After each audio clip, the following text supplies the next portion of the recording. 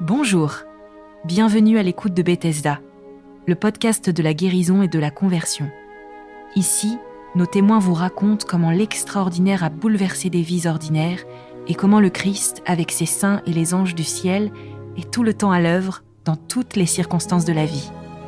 Des femmes et des hommes comme chacun d'entre nous qui acceptent de raconter leur histoire en toute sincérité et simplicité. Bethesda, c'est 2 fois par mois un nouvel épisode, un nouveau témoin, un nouvel éclat de la grâce et de l'action de Dieu qui est partout et qui ne demande qu'une chose, que nous entr'ouvrions notre porte pour être submergés d'amour.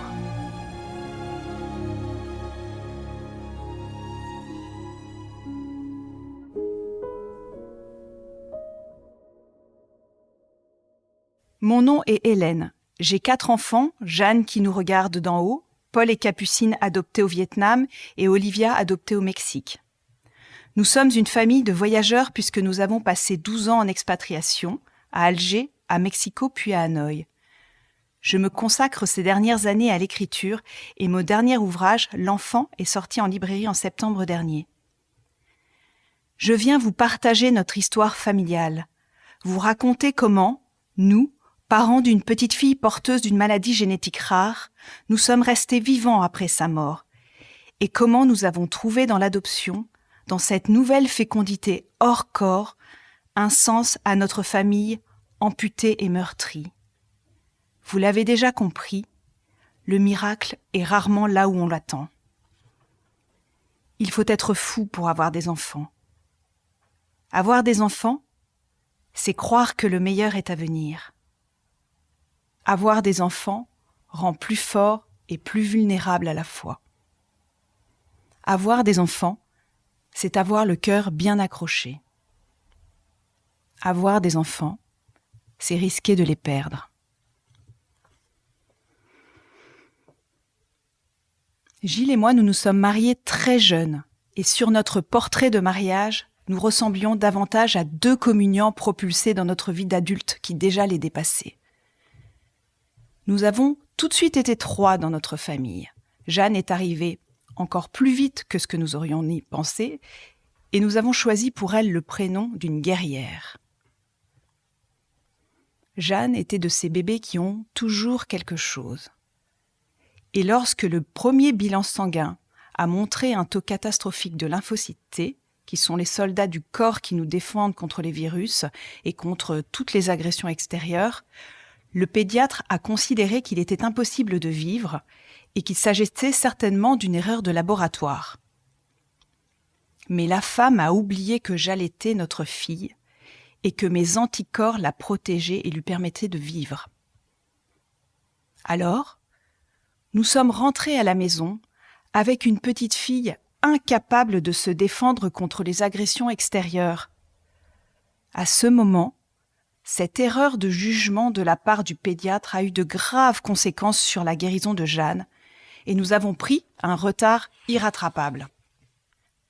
Quelques semaines plus tard, nous sommes entrés à l'hôpital pour une simple gastro pour ne plus jamais en sortir.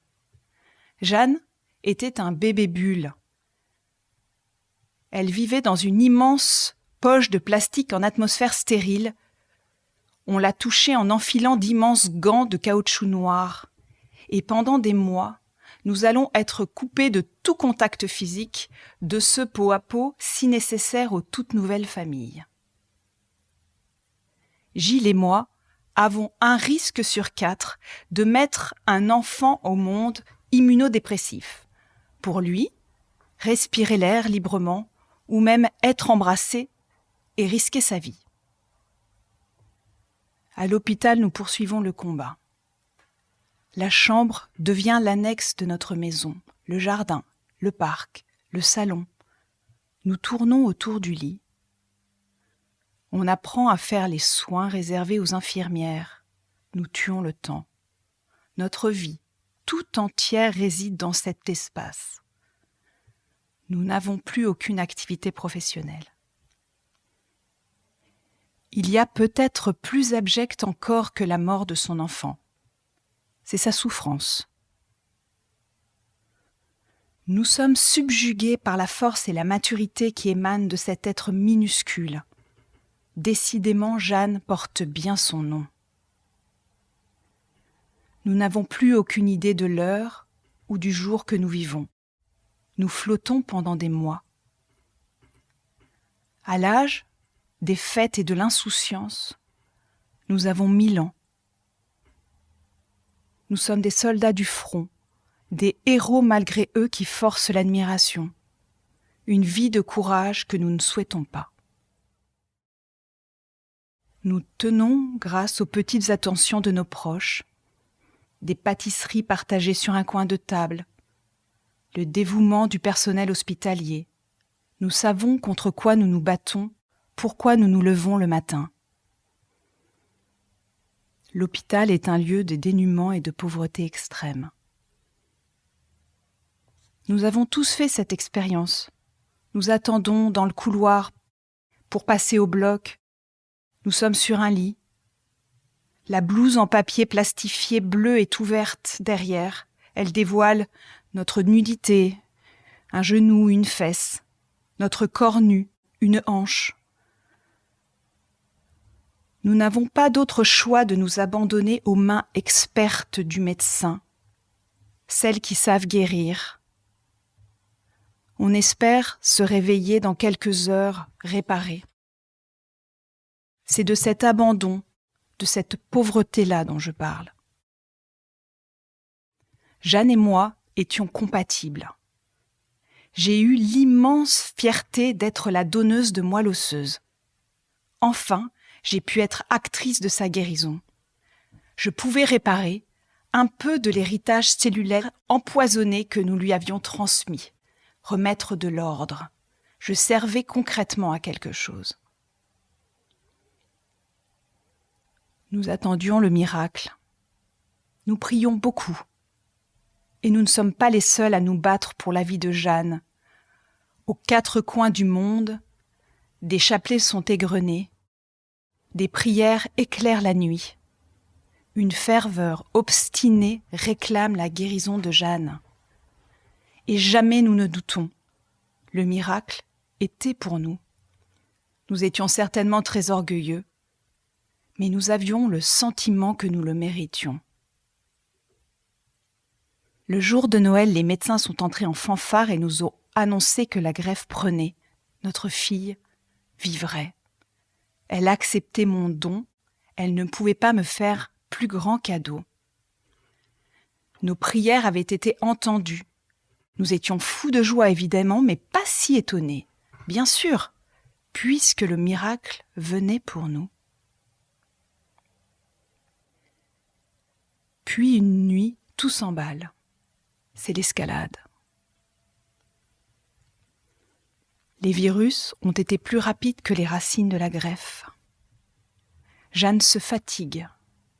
Jeanne se fane, jusqu'au choc. Nous la retirons d'urgence de sa bulle pour la placer dans un coma artificiel. Nous la recevons comme une offrande dans nos bras, des mois sans la douceur de sa peau, entendre enfin son cœur battre. Nous pouvons la toucher. Nous pouvons la respirer à plein poumon. Mais pour être honnête, elle sent surtout l'odeur du médicament. C'est le dernier moment où ses yeux et ses membres étaient en mouvement. C'était le moment de lui dire au revoir, mais moi, je n'ai pas compris. Jeanne est retenue de force à la vie par la main de l'homme. Une machine mécaniquement gonfle ses poumons et fait battre son cœur. Un simple interrupteur, on, off, la retient de notre côté des vivants. Lorsqu'on a tout tenté, les médecins humblement se retirent. Comme nous, ils attendent le miracle. Certains corps, c'est vrai, sans qu'on le comprenne vraiment, ont des soubresauts de vie, comme un phénix qui renaît. Et nous attendons toujours ce fichu miracle qui se fait attendre. Cette nuit où tout s'emballe, La vie glisse entre nos doigts et les prières se perdent dans le vent. Le miracle a passé son chemin. Il a choisi d'autres élus. Non. Nous ne nous acharnerons pas contre le petit corps déjà lourd de traitement. Échographié, scanné, radiographié, analysé, forcé. Et lorsque nous avons éteint la machine, Jeanne s'est éteinte instantanément, comme pour nous prouver que nous avions pris la bonne décision de ne pas la retenir de force. Nous avons retenu nos souffles pour entendre le sien. Rien, le silence.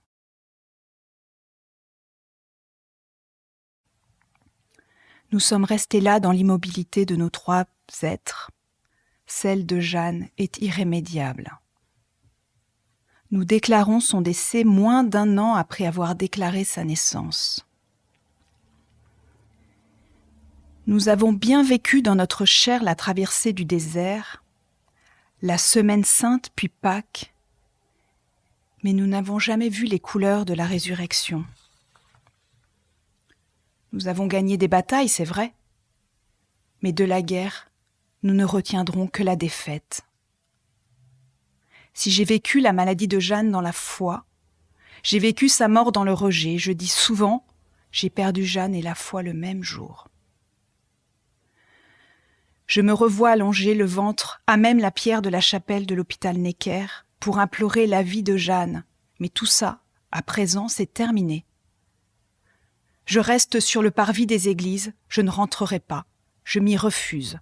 Je veux perdre la foi. Je me sens flouée par ce Dieu en qui j'ai mis ma confiance et qui n'écoute pas. Dieu a pris notre fille, sans que je lui offre. Il l'a gardée pour lui. Il en a fait une sainte, alors que je veux une petite fille terrestre, que j'embrasse et que je respire. Honnêtement, lui et moi ne sommes pas près de nous réconcilier.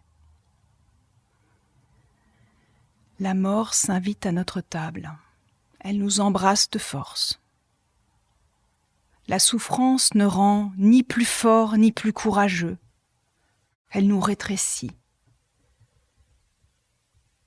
La tristesse est une ogresse qui salit tout, même le beau, le teint en gris. Gilles et moi entrons dans une interminable convalescence où nous nous cherchons dans la nuit sans nous trouver vraiment. Comment ne pas évoquer la solitude de celui qui souffre, que personne ne peut vraiment comprendre? Nous n'avions pas réalisé à quel point nous étions heureux. Cette citation de Jacques Prévert résume parfaitement mon ressenti. On reconnaît le bonheur au bruit qu'il fait quand il s'en va. Nous vivons entre ciel et terre, ne sachant plus ce que nous préférons. Des idées noires goudron. Il y a cette fenêtre ouverte qui me fait de l'œil, ou ce platane le long de la nationale qui me tend les bras. Vivre sans Jeanne, c'est vivre à contre-cœur. Entendez-vous mon cri dans la nuit? Le quotidien veut reprendre ses droits. Nous, on voudrait éteindre le soleil, que les voisins ferment leurs volets pour pleurer notre fille avec nous, au moins par décence. Pourtant, le camion poubelle continue à passer chaque soir. Le réveil sonne chaque matin. Jeanne est si absente qu'elle est partout. On m'évite. J'ai le sentiment d'être plantée au milieu d'un rond-point que l'on contourne. On m'évite, comme si ma souffrance était contagieuse. On rougit en prononçant le prénom de Jeanne. Mais je suis si touchée par celui qui s'approche, par celui qui ose me bredouiller 3 mots maladroits. Je mens. Lorsqu'on me demande si je suis mère, je réponds que je n'ai pas d'enfant. Un mensonge douloureux pour éviter la gêne ou des heures d'explication, la pitié aussi. Rien de pire que de ressembler à une mère à la patte cassée. Et dans ces moments-là, je me sens une mère en deçà, indigne de ma guerrière. Aucun mot n'existe. Vous savez certainement, la langue française est restée sans voix face au tsunami de la perte d'un enfant. Il n'existe aucun mot pour définir le parent ayant perdu son enfant. Nous nous sentons abandonnés par notre fille. Il y a un autre endroit que je déserte, le cimetière. Dans notre société, on attend de nous que l'on rende visite à nos morts, que l'on fleurisse les tombes et qu'on les entretienne pour en faire un lieu de paix. Mais aller au cimetière me rend malade. Alors, je décide que ce sera ma fille qui me rendra visite. C'est comme si je la ramenais à la surface, que je la glissais dans mon sac en bandoulière, ou qu'elle demeurait perchée sur mon épaule. Je l'emmène dans mon quotidien. Si son cœur ne bat plus la mesure avec les nôtres, notre seule consolation est immense. Jeanne ne souffre plus. Elle se repose et l'a bien mérité. Alors, tout ça pour ça ?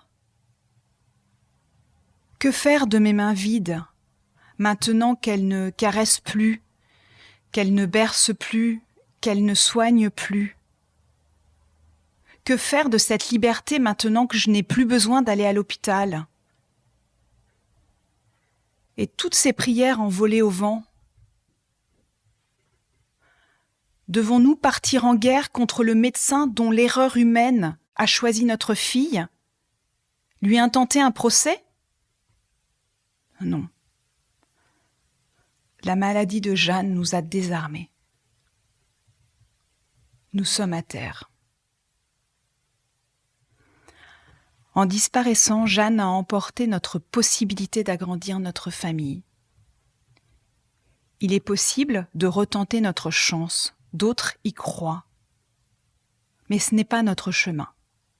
Je me sais incapable de supporter la culpabilité de voir mon enfant souffrir, voire mourir, alors que maintenant, nous nous savons porteurs d'une anomalie génétique.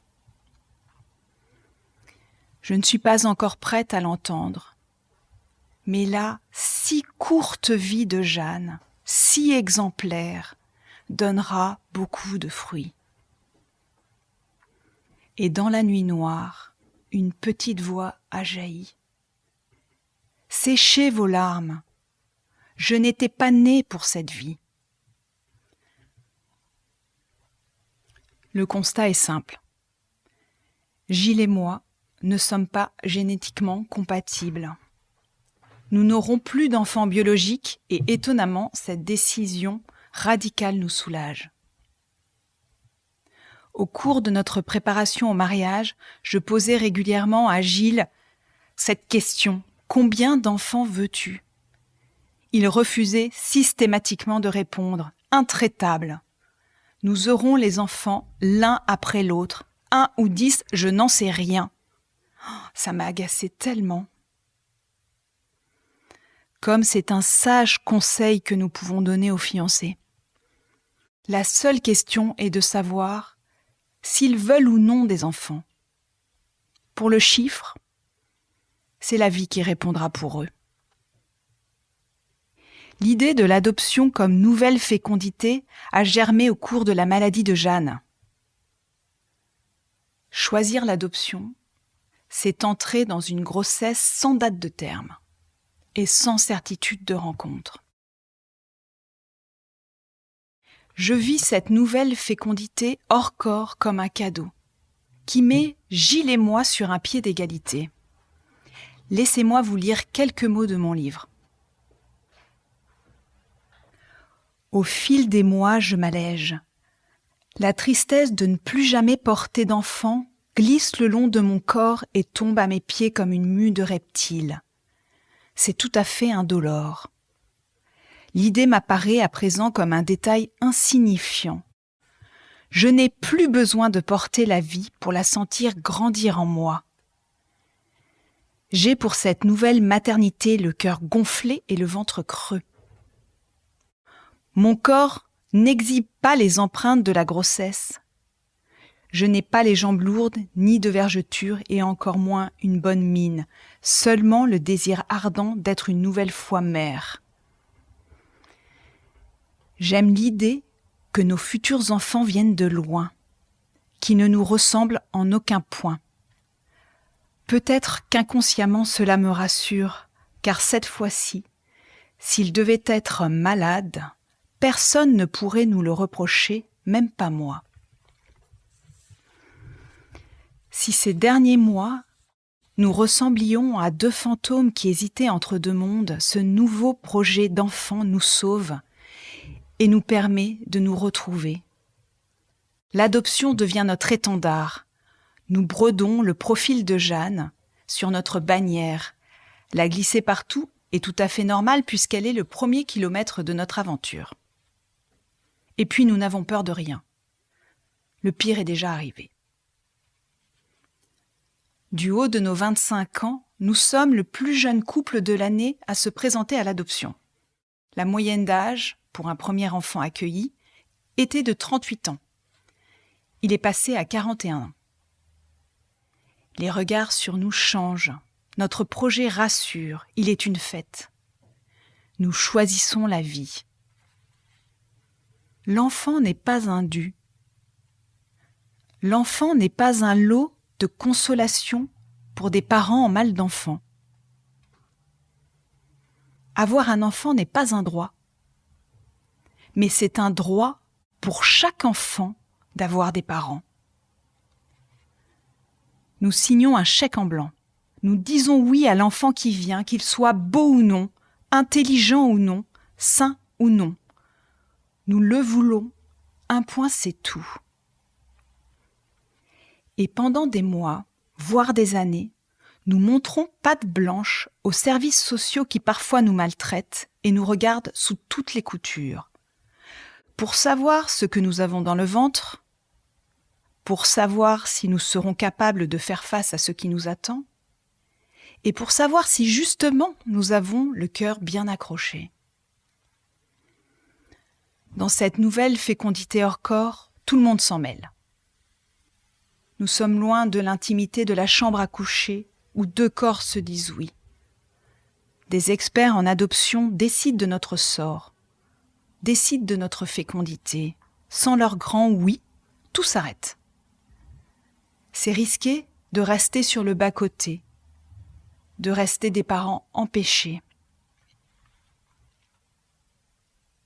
Avec les années, je peux dire que ce n'est pas la motivation qui permet d'arriver au bout du chemin, c'est l'obsession.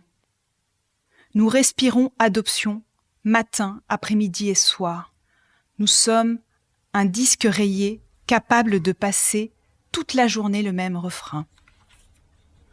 Je me souviens m'être jetée sur une mère de famille de 3 enfants venus d'Afrique subsaharienne. Je voulais tout savoir d'elle, son chemin, la rencontre avec ses enfants. Elle me regardait comme une sœur, une grande sœur bienveillante qui comprend. J'ai cru qu'elle me passait le relais, que j'ai attrapé de toutes mes forces au vol. Elle m'a dit cette phrase qui longtemps va résonner en moi. Pour ceux qui le souhaitent vraiment, il y a toujours un enfant au bout. Alors cela prendra le temps qu'il faudra. 3 ans, 5 ans, 10 ans.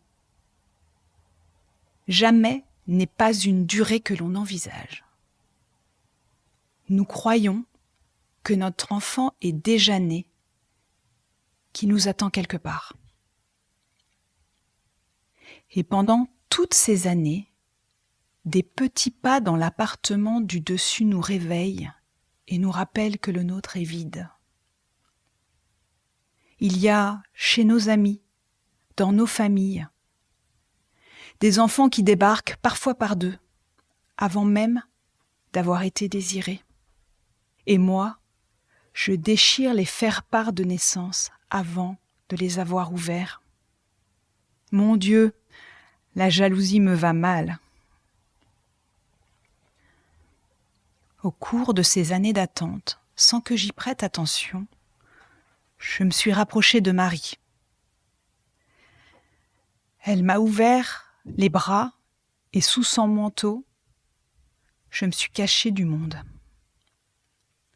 La Pietà au regard baissé, disparaissant sous le corps lourd de son fils mort, résignée et douloureuse. C'est en elle que j'ai mis ma foi boiteuse. Et peut-être que tout ce temps, elle est restée là, enfouie, tout au fond de moi. Elle m'attendait. Aujourd'hui, cela va peut-être vous étonner, mais mes prières ne demandent rien. Elles louent plutôt. Elles ne sont qu'actions de grâce. Il m'est impossible de raconter 20 ans de procédure d'adoption en quelques minutes, 20 ans d'uppercut dans la mâchoire et 20 ans de bonheur incommensurable. Un combat de papier et un combat médical qui nous ont laissés KO. Des 10 scènes d'orphelinat visités et les enfants accrochés à nos jambes, nous suppliant de les emmener, qu'on a laissés là sans jamais les oublier. Ceux que l'on a à peine regardés, de peur de leur donner d'infâmes faux espoirs d'être bientôt leurs parents. Mais un jour, le téléphone sonne. C'est le grand saut dans l'inconnu. Nos pieds ne touchent plus terre. L'enfant existe. Il est pour nous et nous attend quelque part à l'autre bout du monde. Nous ne savons rien de lui et par prudence, au cas où l'adoption ne se ferait pas, nous n'avons même pas une photo pour nous raccrocher, ce qui ne nous empêche pas de lui dire un oui absolu. Les rencontres sont d'une intensité de bonheur que nous n'avions jamais vécue auparavant. Nos enfants nous ont permis de retrouver nos lettres de noblesse, de nous sentir à nouveau des parents majuscules, entiers et indispensables. Le premier regard, les premiers mots, cet amour viscéral qui jamais ne passe. Paul et Capucine avaient 2 ans à notre rencontre, Olivia 6 mois. C'est vrai, les enfants étaient maigres, anémiés, galeux et croûteux. Leurs yeux étaient éteints, perdus très loin dans le vague. Ils étaient effrayés sur la défensive. Mais je peux vous assurer qu'ils étaient vraiment les plus beaux enfants du monde, et bien plus beaux encore. Nous vivions nos épiphanies, nos jours des rois. Cette autre fécondité, hors corps, cet enfant porté sur le cœur, deviendra tellement nôtre que lorsque la science avancera et nous proposera d'avoir de nouveau un enfant biologique, nous refuserons tout de go, afin de nous préparer à l'arrivée d'Olivia, notre dernière, 5 ans plus tard. En adoption, il est inutile de faire des plans. Nous avons beau réfléchir à un projet précis pendant des années, en quelques heures tout est chamboulé. Pour Olivia, justement, notre dernière, nous nous sommes préparés plus de 5 ans pour accueillir un grand. J'avais même démarché les écoles pour une entrée au CP. Fort de notre expérience, car nous avions déjà adopté 2 enfants, nous pouvions donner la chance à un grand qui ne serait peut-être jamais adopté. Aussi, je tenais à ce que cet enfant accueilli ait dépassé l'âge de décès de notre aîné. Olivia n'avait pas 6 ans quand on nous l'a confiée, mais 6 mois. 5 ans que nous nous préparions pour l'arrivée d'un grand. Et un nourrisson nous tombait du ciel. Paul est devenu notre fils à la date de naissance de Jeanne. Nous avons rencontré Capucine le jour de notre anniversaire de mariage. Nous avons eu le jugement d'adoption plénière d'Olivia, après 3 ans de procédure musclée, le jour de l'anniversaire de la mort de Jeanne. Ce sont quelques-unes des dates envoyées comme des clins d'yeux. Ce qui me fascine, c'est la destinée extraordinaire des enfants adoptés. Je revois Paul, qui s'appelait encore Toine, dans sa chambre, dans cet orphelinat d'État au sud du Vietnam. Dans cette chambre, il avait des frères de lait. Bin vit aujourd'hui dans le sud chez un couple de professeurs. Jean a vécu longtemps en Inde avec ses parents. Pax est le second fils d'Angelina Jolie et Brad Pitt. Il vit à Hollywood sous les projecteurs. J'imagine aussi qu'il y a celui qui n'a jamais rencontré de famille. La destinée de Paul est d'être notre fils. Et je m'en émerveille chaque jour. Notre famille idéale ne devait surtout pas nous ressembler. Cela était plus rassurant. Au fil des années, nos enfants, il faut le reconnaître, nous ressemblent bien plus que ce que nous l'aurions imaginé. Le mimétisme dans les gestes, un regard, une démarche, une expression familiale, et nous nous reconnaissons. Finalement, chez nous, les liens du sang ont moins d'importance que chez les autres. Nous n'avons pas besoin de connaître d'où ils viennent pour savoir où nous allons. Nous faisons famille. Si après la mort de Jeanne, Gilles et moi, nous nous sommes perdus dans nos solitudes, cette nouvelle fécondité et l'accueil de nos 3 enfants adoptés ont rééquilibré nos forces. Ils nous ont placés sur un pied d'égalité. Le miracle était là et nous attendait. Nous avons eu la grâce d'être bien plus féconds que ce que nous aurions imaginé. Le miracle réside tout entier dans la rencontre de chacun de nos enfants, dans la construction de notre famille si particulière et si normale à la fois. Oui, nous faisons famille. Voyez comme la si courte vie de Jeanne a donné beaucoup de fruits.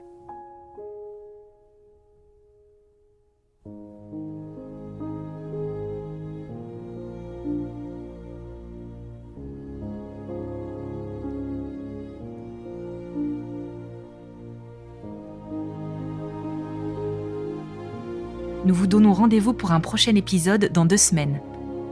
Si vous pensez que votre témoignage ou celui d'un proche pourrait intéresser les auditeurs de Bethesda, nous vous invitons à prendre contact avec nous en nous écrivant à l'adresse suivante témoignage@bethesda-podcast.fr. Nous vous garantissons de vous répondre avec toute la discrétion nécessaire dans certains cas.